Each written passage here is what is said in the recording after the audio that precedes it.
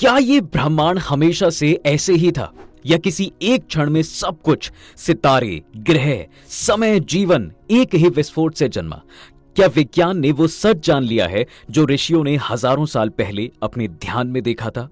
और क्या इस अनंत सृष्टि के पीछे वास्तव में कोई दिव्य शक्ति, कोई कॉस्मिक इंटेलिजेंस छिपी है? क्या सचमुच भगवान है? आज हम करने वाले हैं एक रोमांचक यात्रा।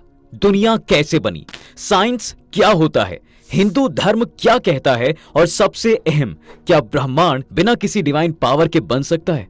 तो चलिए शुरू करते हैं इस अद्भुत सफर को। विज्ञान मानता है कि आज से लगभग 13.8 अरब वर्ष पहले कोई स्पेस नहीं था, टाइम नहीं था, एनर्जी नहीं थी, कुछ भी नहीं था, बिल्कुल एब्सोल्यूट नथिंगनेस।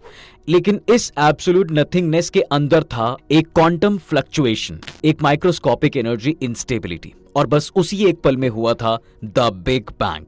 वो एक क्षण, एक विस्फोट, और फिर हुआ अस्तित्व का जन्म।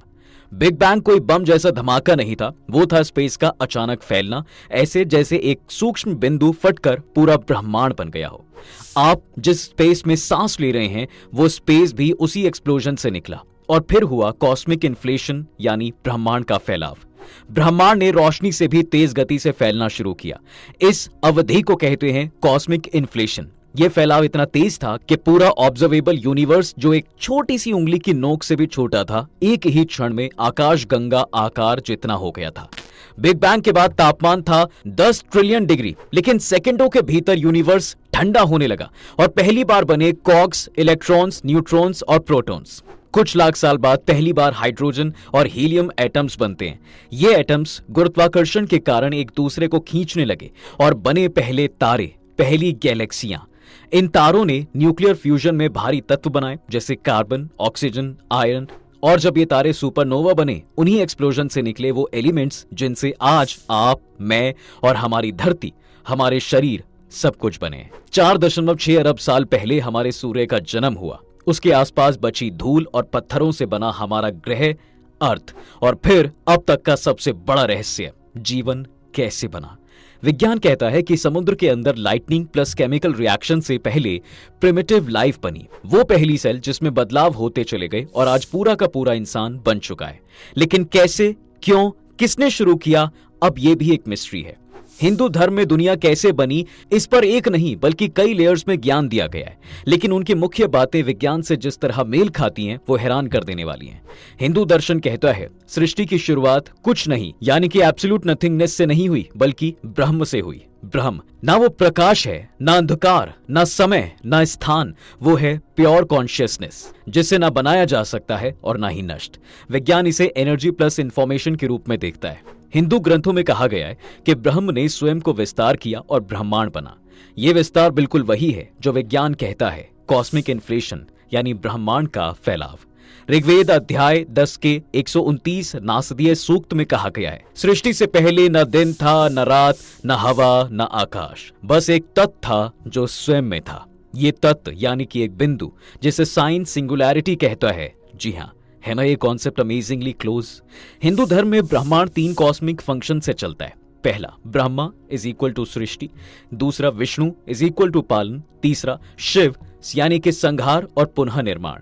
ये कोई 3 अलग भगवान नहीं है, ये 3 यूनिवर्सल फोर्सेस हैं, creation, preservation, transformation.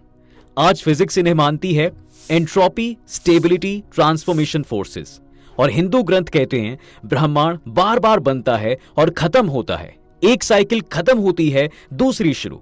Modern physics भी यही कहती है, big bang, big crunch, big bounce theory, यानी ब्रह्मांड बनता है, सिकुड़ता है, नष्ट होता है ना अद्भुत समानता। जिस तरह से साइंस और सनातन धर्म की बातों में समानता दिखती है, वो अपने आप में हैरान कर देने वाली है। आखिर कैसे सदियों पहले उन ऋषि मुनियों को इन सब बातों का ज्ञान था जो साइंस आज साबित कर रहा है। अब आते हैं सबसे बड़े सवाल पर, क्या यूनिवर्स खुद से बन और चल सकता है?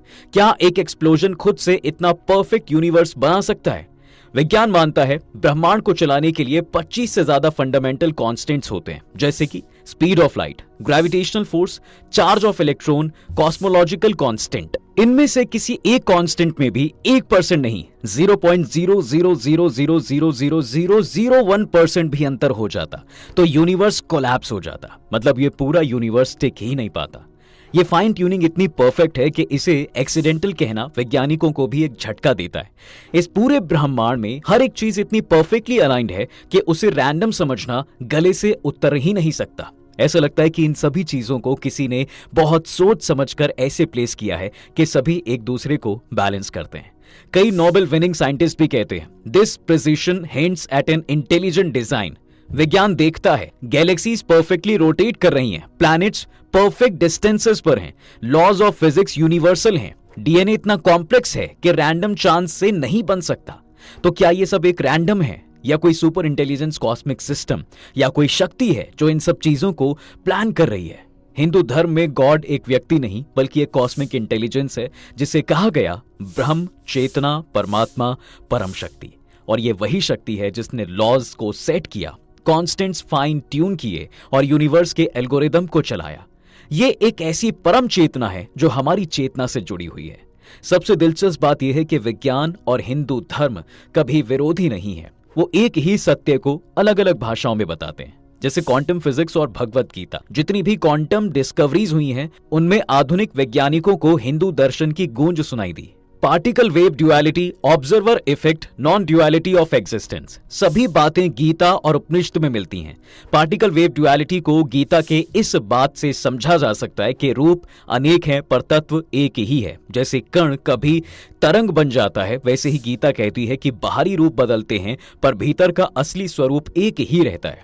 ऑब्जर्वर इफेक्ट पर गीता कहती है यथा दृष्टि तथा सृष्टि, जैसे क्वांटम में देखने वाला परिणाम बदल देता है, और गीता कहती है कि मन और दृष्टि बदलो तो अनुभव और दुनिया दोनों बदल जाते हैं। नॉन ड्युअलिटी में गीता कहती है मत्तः परंतरम नायंत, मतलब अस्तित्व में कोई दो नहीं, सब एक ही चेतना का विस्तार है। ठीक वैसे ही जैसे फिजिक्स कहता है कि सब कुछ एक ही मूल फील्ड का रूप है।